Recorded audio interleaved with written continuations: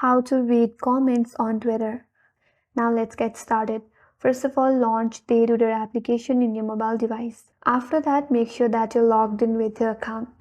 Now once you're logged in and you want to view the comments for a specific post, so first of all, head over to that specific post, and once you have it on your interface, simply tap on this top section of that post next to this account name.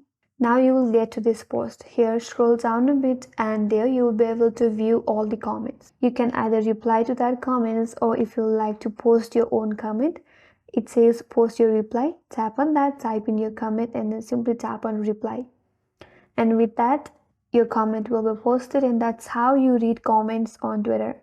And that's all for today's video. Hope this video was helpful, and if you're new to our channel, make sure to subscribe, like, comment, and hit that notification bell icon. Thanks for watching, and I will see you on next video.